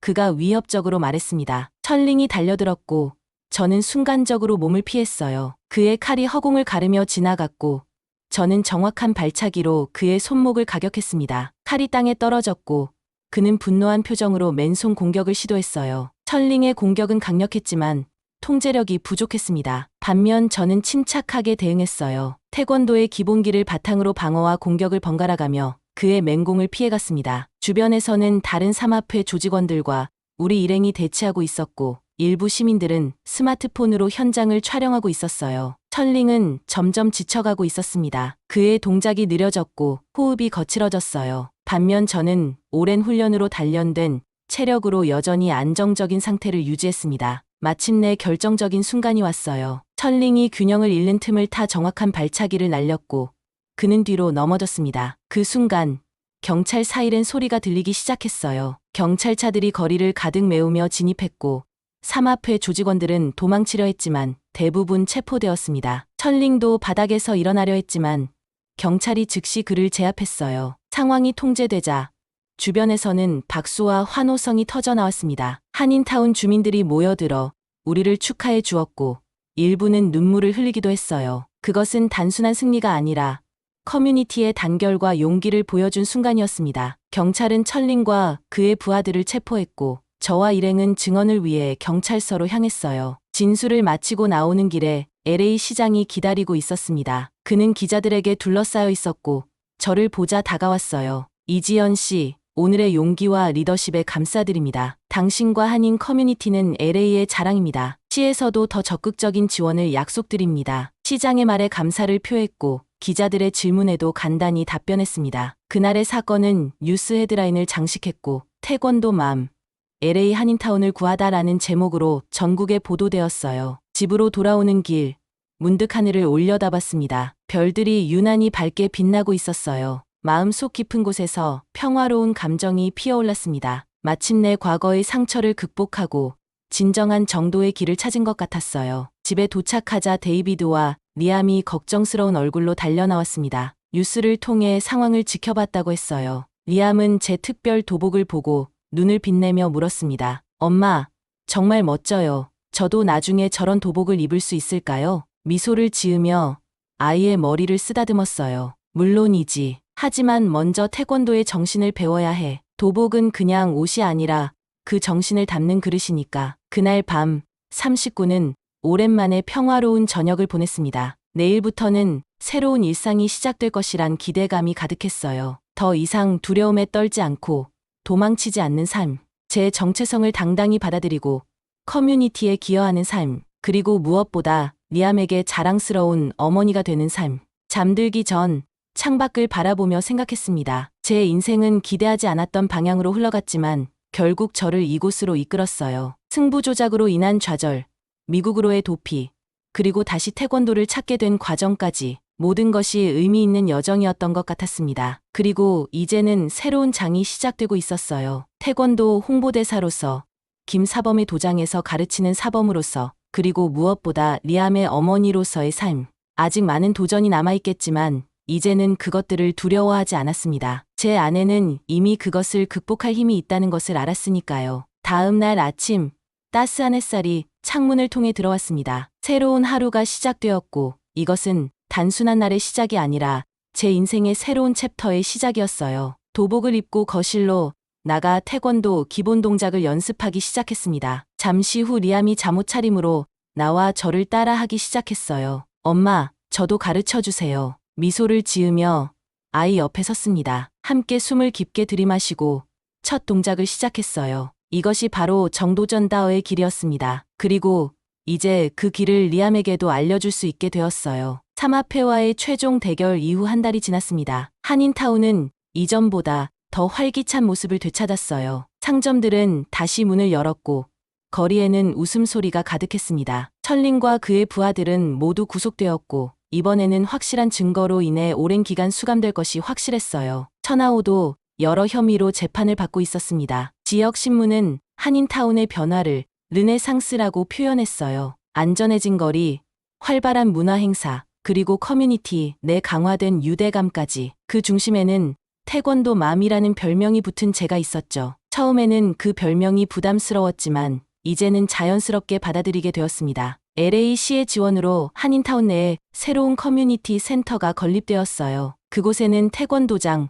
문화교실, 그리고 청소년들을 위한 공간이 마련되었습니다. 시장은 제게 센터의 운영을 맡아줄 것을 제안했고 많은 고민 끝에 수락했어요. 김사범은 태권도장을 함께 운영하기로 했고 백사범님도 자문 역할을 맡아주기로 했습니다. 어느 평화로운 토요일 아침 센터에서 첫 공식 수업이 있었어요. 50여 명의 아이들이 참가했고 그 중에는 리암도 있었습니다. 아이는 이제 태권도에 푹 빠져 있었고 매일 열심히 연습했어요. 데이비드도 아내의 활동을 지원하며 센터의 영어 교실을 담당하게 되었습니다. 수업을 시작하기 전 잠시 아이들 앞에 서서 이야기했어요. 태권도는 단순한 무술이 아닙니다. 그것은 마음과 몸의 훈련이고 자신을 이기는 방법을 배우는 과정이에요. 정도라는 말은 바른 길을 뜻합니다. 우리는 모두 자신만의 바른 길을 찾아가야 해요. 아이들의 눈빛에서 호기심과 존경을 볼 수 있었고 그것은 제게 큰 보람이었습니다. 수업이 끝난 후 백사범님이 따로 저를 부르셨어요. 지연아, 내가 이렇게 성장한 모습을 보니 기쁘구나. 이제 너는 진정한 사범이 되었어. 그 말씀에 눈물이 차올랐습니다. 10대 시절부터 저를 지도해온 스승의 인정은 어떤 메달보다 값진 것이었어요. 백사범님은 이어서 놀라운 소식을 전하셨습니다. 다음 달에 서울에서 국제 태권도 포럼이 열린다. 그곳에서 너의 이야기를 나눠주었으면 해. 많은 젊은이들에게 영감을 줄 수 있을 거야. 고민할 것도 없이 수락했어요. 한국을 다시 방문할 기회였고 더구나 태권도의 가치를 나눌 수 있는 자리였으니까요. 데이비드와 리암에게 이 소식을 전하자 둘 다 기뻐했고 이번에는 가족 모두 함께 가기로 했습니다. 준비를 시작했고 출발 일주일 전 뜻밖의 방문객이 센터를 찾아왔어요. 하율이었습니다. 그녀는 LA에 다시 왔다며 센터 소식을 듣고 들렀다고 했어요. 새롭게 건립된 센터를 둘러보며 하율이의 눈빛이 달라졌습니다. 정말 대단해요. 지연 씨, 이곳에서 많은 아이들이 꿈을 키우겠네요. 미소를 지으며 대답했어요. 그들에게 기회를 주고 싶었어요. 제가 태권도를 통해 얻은 것처럼 그들도 자신만의 길을 찾았으면 해요. 하율이는 잠시 망설이다가 조심스레 제안했습니다. 실은 한국에서 기업 사회공헌 활동을 찾고 있었어요. 이런 센터를 한국에도 만들면 어떨까 싶어서요. 물론 지연 씨의 조언이 필요하고 그녀의 제안에 놀랐지만 동시에 가능성이 보였어요. 태권도를 통한 청소년 교육이 한국에서도 의미 있는 활동이 될 수 있을 것 같았습니다. 하유리와 함께 이 아이디어를 발전시켜 나가기로 했고 다음 방문 때 더 구체적인 논의를 하기로 했어요. 그렇게 바쁜 나날이 이어지다 한국으로 출발하는 날이 왔습니다. 공항으로 가는 길, 창밖으로 보이는 LA의 풍경이 낯설게 느껴졌어요. 15년 전 처음 이곳에 왔을 때는 모든 것이 두렵고 낯설었지만 이제는 이곳이 제 삶의 일부가 되었습니다. 하지만 동시에 한국에 대한 그리움도 느껴졌어요. 비행기에 오르자 갑자기 긴장이 밀려왔습니다. 이번에는 단순한 방문이 아니라 국제적인 자리에서 제 이야기를 나누게 될 것이었으니까요. 데이비드가 제 손을 꼭 잡아주었고 리암은 흥분된 표정으로 창밖을 내다보고 있었어요. 괜찮아. 넌 이미 많은 것을 이뤘어. 이번에도 잘할 거야.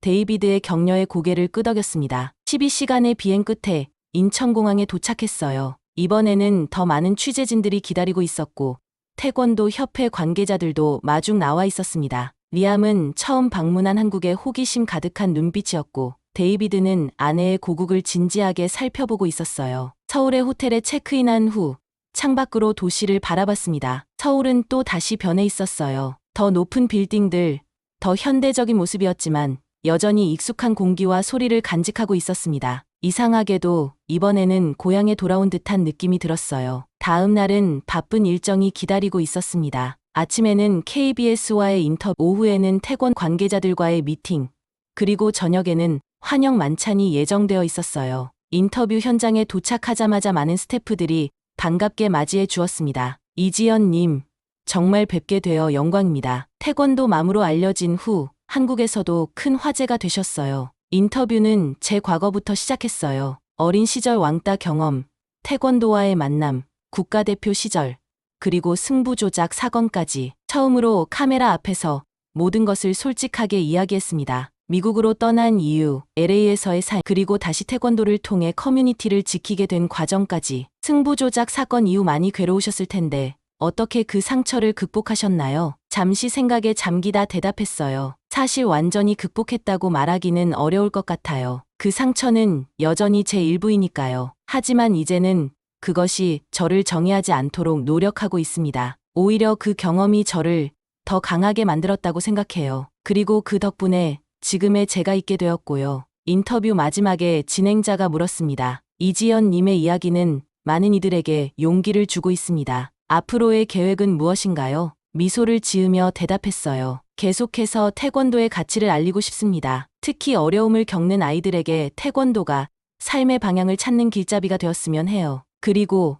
한국과 미국 사이의 다리 역할도 하고 싶습니다. 두 문화 사이에서 균형을 찾는 것이 중요하다고 생각해요. 인터뷰 후 태권도 협회로 향했어요. 그곳에서 명예 높은 태권도 지도자들과 만났고 국제 포럼에 대한 세부 사항을 논의했습니다. 저는 글로벌 시대의 태권도와 정체성이라는 주제로 발표하게 될 것이었어요. 처음에는 부담스러웠지만 제 경험을 솔직하게 나누기로 결심했습니다. 저녁 만찬은 고급 한식당에서 열렸어요. 리암은 처음 접하는 한국 음식에 호기심을 보였고 데이비드는 이미 한국 음식에 익숙해 젓가락 사용도 능숙했습니다. 만찬 중에 태권도 협회장이 건배를 제안했어요. 이지연 님의 용기와 헌신에 감사드립니다. 당신은 진정한 태권도 정신을 전 세계에 보여주고 계십니다. 그 말에 갑자기 눈물이 차올랐어요. 한때는 배신감으로 등을 돌렸던 이 세계에서 이제는 인정받고 환영받는 느낌이었습니다. 디저트가 나오고 있을 때 갑자기 협회장이 공식적인 제안을 했어요. 이지연 님,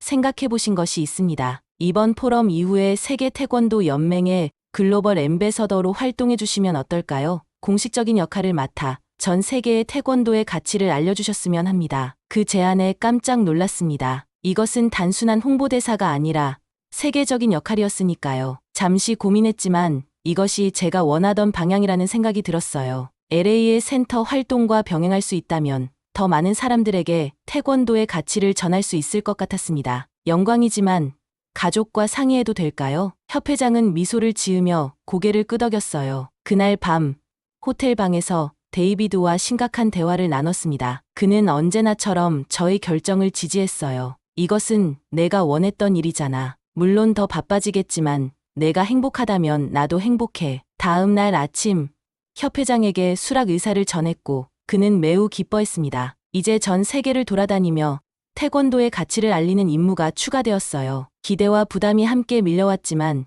이것이 제가 가야 할 길이라는 확신이 들었습니다. 포럼 당일 서울올림픽공원 내 체육관은 전 세계에서 온 태권도 지도자들과 학생들로 가득 찼어요. 첫 번째 발표자로 무대에 오르는 순간 다리가 후들거렸지만 심호흡을 통해 침착함을 유지했습니다. 리암과 데이비드가 앞줄에서 응원하는 모습이 보였고 용기를 얻었어요. 안녕하세요.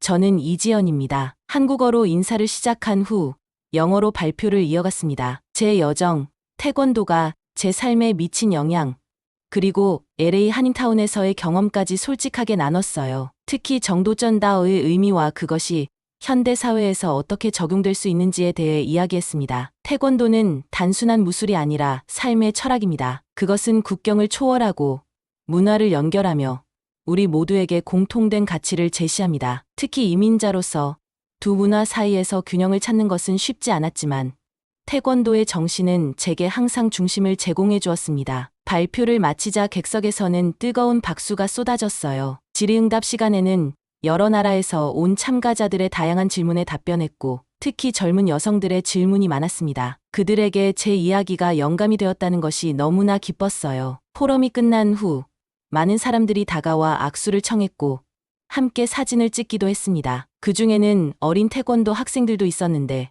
그들의 눈빛에서 미래를 볼 수 있었어요. 그들이 제 다음 세대의 정도를 이어갈 것이라는 희망이 생겼습니다. 저녁, 호텔로 돌아가는 차 안에서 리암이 물었어요. 엄마, 정말 멋졌어요. 저도 나중에 엄마처럼 될 수 있을까요? 미소를 지으며 아이를 안아주었습니다. 물론이지. 하지만 꼭 엄마처럼 될 필요는 없어. 너만의 길을 찾으면 돼. 다음 날은 한국에서의 마지막 날이었어요. 협회와의 모든 일정을 마치고 가족과 함께 서울을 구경했습니다. 경복궁, 인사동, 남산타워까지 관광객처럼 여러 명소를 방문했어요. 데이비드는 한국 역사에 깊은 관심을 보였고 리암은 한국 음식에 푹 빠져 있었습니다. 저녁에는 특별한 약속이 있었어요. 하유리가 저희를 고급 식당으로 초대한 것이었죠. 그녀는 데이비드와 리암을 처음 만나는 자리였고 처음에는 약간 어색했지만 곧 편안한 분위기가 되었습니다. 하유리는 LA의 센터를 모델로 한 서울 프로젝트에 대한 구체적인 계획을 보여주었어요. 지연 씨와 함께라면 정말 의미 있는 프로젝트가 될 거예요. 많은 아이들에게 기회를 주고 싶어요. 그녀의 진심이 느껴졌고 함께 협력하기로 했습니다. 이제 저는 LA와 서울을 오가며 두 센터를 연결하는 역할을 하게 될 것이었어요. 하유리와 작별 인사를 나누며 서로를 꼭 안아주었습니다. 과거의 적이 이제는 동료가 되어 함께 미래를 향해 나아가는 것이 감동적이었어요. 마지막 날 아침, 호텔 방을 정리하며 창밖으로 서울의 아침 풍경을 바라봤습니다. 떠날 때는 아쉬웠지만 이제는 언제든 돌아올 수 있다는 생각에 마음이 편했어요. 한국은 더 이상 상처의 장소가 아니라 새로운 시작의 장소가 되었으니까요. 공항으로 가는 길, 뒤돌아보지 않고 앞만 보며 달렸던 15년 전과는 달리 이번에는 자주 뒤를 돌아봤습니다. 서울의 풍경, 한강, 그리고 산들까지 모든 것이 제 일부처럼 느껴졌어요. 비행기에 오르며 데이비드가 물었습니다. 어땠어? 한국에서의 시간이? 잠시 생각하다가 대답했어요. 치유의 시간이었어요. 과거의 상처를 완전히 받아들이고 새로운 시작을 위한 준비가 된 것 같아요. LA로 돌아오는 비행 중에 창밖의 구름을 바라보며 제 여정을 되돌아봤습니다. 병약했던 어린 시절, 태권도와의 첫 만남, 국가대표 시절의 영광과 좌절, 미국으로의 도피, 그리고 다시 태권도를 통해 찾은 정체성과 목적까지 모든 것이 의미 있는 조각들이었고 그것들이 모여 지금의 저를 만들었다는 생각이 들었어요. LA 공항에 도착하자 김사범을 비롯한 여러 친구들이 환영해 주었습니다. 센터로 돌아오니 아이들이 반갑게 달려왔고 그들의 미소에서 미래를 볼 수 있었어요. 다음 날부터 일상이 다시 시작되었지만 이제는 더 넓은 시각과 책임감을 갖게 되었습니다. 세계 태권도 연맹의 글로벌 앰베서더로서 첫 공식 일정은 한 달 후로 예정되어 있었어요. 일본, 중국, 그리고 유럽 여러 나라를 방문하는 일정이었죠. 바쁜 나날이 기다리고 있었지만 이것이 제가 진정으로 원하던 삶이라는 확신이 들었습니다. 센터에서의 수업이 끝나고 리암의 훈련을 지도하던 중 그가 물었어요. 엄마, 왜 태권도가 그렇게 중요해요? 잠시 생각하다가 대답했습니다. 태권도는 우리에게 균형을 가르쳐줘. 강함과 부드러움, 공격과 방어, 그리고 무엇보다 자신과의 싸움에서 이기는 법을 가르쳐주지. 어떤 상황에서도 중심을 잃지 않고 바른 길을 걷는 것. 그것이 바로 정도란다. 리암은 진지하게 고개를 끄덕이며 다시 훈련에 집중했습니다. 그의 모습을 지켜보며 미소 지었어요. 아들이 성장하는 모습, 데이비드와의 안정적인 가정, 커뮤니티에서의 역할, 그리고 세계를 무대로 한 새로운 도전까지 제 삶은 기대하지 않았던 방향으로 흘러갔지만 결국 행복과 목적을 찾게 되었습니다. 그날 저녁, 가족과 함께 저녁 식사를 마친 후 베란다에 나가 별이 빛나는 하늘을 바라봤어요. LA의 밤하늘과 서울의 밤하늘은 달랐지만 같은 별들이 빛나고 있었습니다. 마치 제 삶의 두 부분, 한국과 미국, 과거와 현재가 하나로 연결된 것처럼 느껴졌어요. 데이비드가 조용히 다가와 제 어깨에 팔을 둘렀습니다. 무슨 생각해? 미소를 지으며 대답했어요. 그냥 제가 얼마나 운이 좋은지 생각하고 있었어요. 이렇게 아름다운 삶을 살게 되다니. 그는 제 이마에 키스하며 말했습니다. 내가 운이 좋은 게 아니라 내가 이 모든 것을 만들어냈어. 너의 용기와 결단력이. 그의 말에 고개를 끄덕였어요. 이제 저는 더 이상 과거에 얽매이지 않고 미래를 향해 나아갈 준비가 되어 있었습니다. 태권도의 정도를 따라 균형 잡힌 삶을 살아가면서 다음 세대에게 그 가치를 전하는 것. 그것이 제가 찾은 제 삶의 목적이었습니다. 다음 날 아침, 도장에 들어서며 도복을 입었습니다. 거울 속에 비친 제 모습이 달라 보였어요. 더 이상 도망치는 사람이 아니라 자신의 길을 당당히 걷는 사람의 모습이었습니다. 숨을 깊게 들이마시고 첫 번째 동작을 시작했어요. 이것이 바로 정도전다어의 길이었고 저는 이제 그 길 위에 확고히 서 있었습니다.